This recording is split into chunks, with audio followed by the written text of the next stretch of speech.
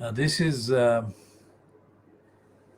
6 minutes, 5 minutes to midnight into Thursday, the 31st of December 2020. But this broadcast, online broadcast from the Khoodeelaar campaign, KhoodeelaarTV, is dated the 30th of December 2020. So what we are doing, we are broadcasting after a break that was partly due to the technical access to the outlets that we purchased the newspapers from, and also due to the limitations on travels and transport imposed and caused by the lockdown. Having said that, in principle, we haven't missed anything in terms of the contents of the Fleet Street papers, because the papers have got absolutely no original, truthful news about any aspect of the failures of the current conservative so-called government, fronted by the compulsive, congenital, dishonest Boris Johnson, congenitally dishonest and lying Boris Johnson. Now, Boris Johnson is not the only congenital liar. It is also the case that his so-called opposition, fronted by Keir Starmer, is also full of liars. So what we have got in the papers, either of Wednesday, the 30th of December 2020, or of Thursday, the 31st of December 2020, essentially is the same lies and untruths. It is not known what the people did during the previous pandemics or the much earlier incidents of the plague. And when people say that the British government is doing this, that, and the other, by people we mean the ones that are actually responsible for doing the contents on the so-called newspapers, Fleet Street newspapers, what they're basing that on is the assumption that when it wasn't the pandemic, when it wasn't an emergency like this, the government was doing what the government should have done to serve the people. But that's not the case. It is very important to note this point, that the so-called British government, that is to do with the service to the people of Britain, whatever the boundaries of Britain happen to be, were given the necessary protection, the service, the answers, and so on. But that never is the case, as this last kind of 11 months, let's say, since the virus surfaced, publicly surfaced on British soil. And this is one of the biggest items, strongest items of evidence that, contrary to the mythology, the myths, and the slogans peddled by the holders of the positions where they make the decisions in the name of the people. And the people are exploited, and the people's identity collectively is appropriated and misappropriated by the ones who grab the positions of making decisions. I don't want to call it power, because power is a misleading and incomplete description. What they're doing is they're making decisions,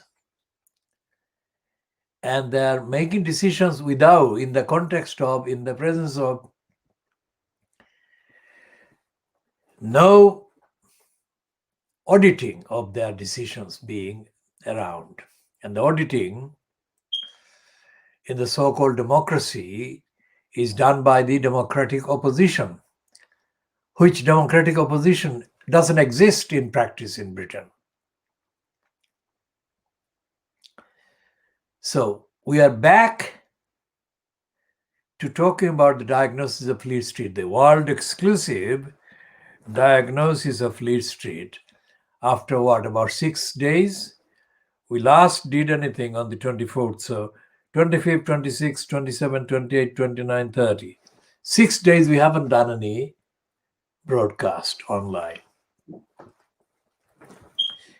And it seems that looking at the contents of the Fleet Street papers that did kind of appear during the 6 days, not every day, but during some of the days, on some of the days in those 6 days,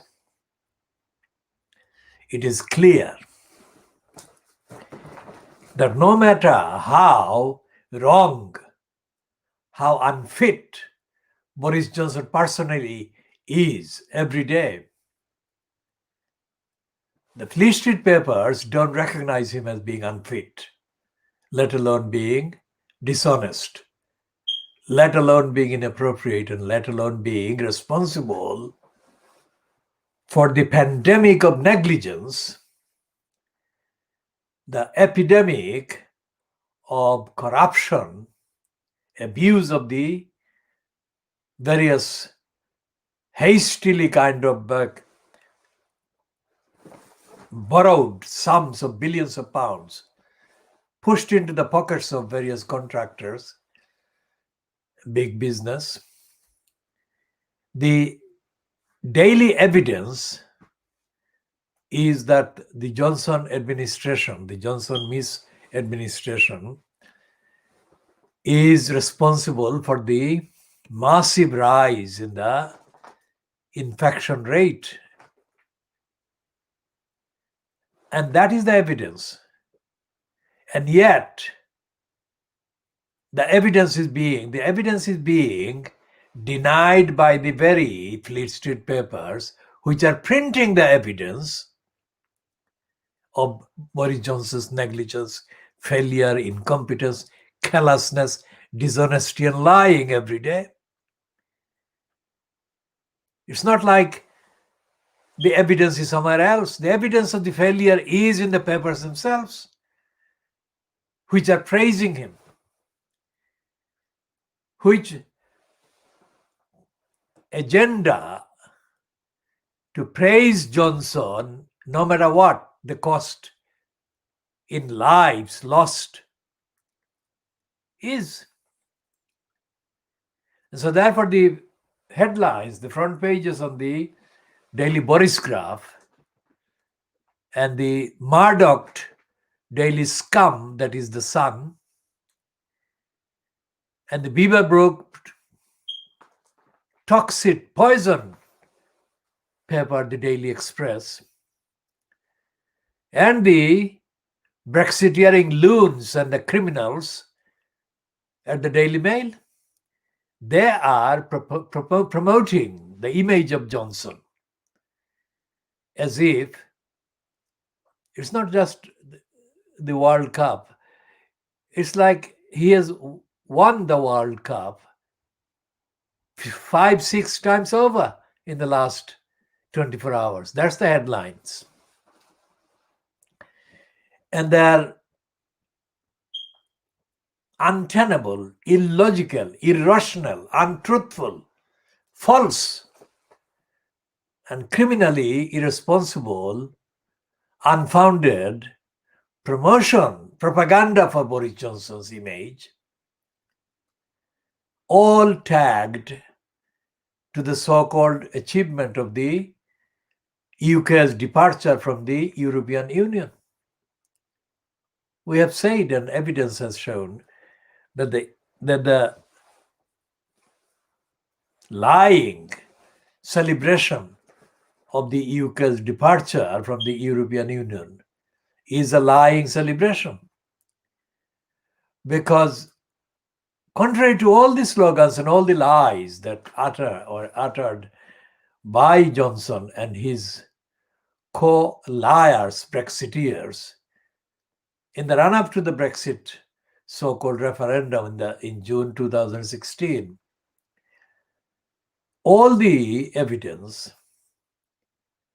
shows and was highlighted by the 10,000 lorries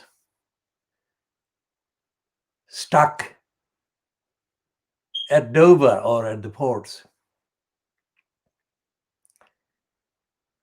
that Britain physically remains dependent for its physical survival on goods that are produced and sold by and from the European countries in the European mainland, let's say.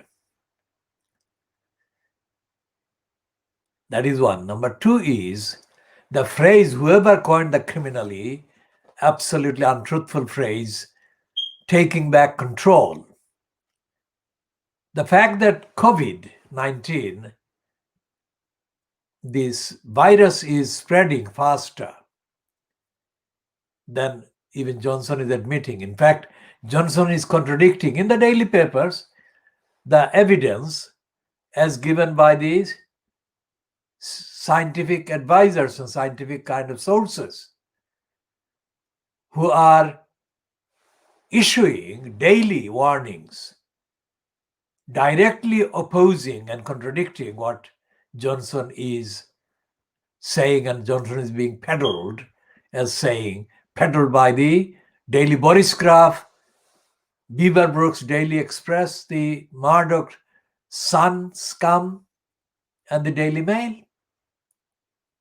All of them are showing Boris Johnson as achieving a lot of success in containing and dealing with the virus. Whereas the opinion from the experts and the people who know is the opposite of what Johnson is being reported as having achieved, reported by Fleet Street as having achieved. So this program is called Diagnosing Fleet Street, world exclusive diagnosis of Fleet Street. Now, what penalty, what consequence must be applied to these lying organs, the Fleet Street papers, spreading lies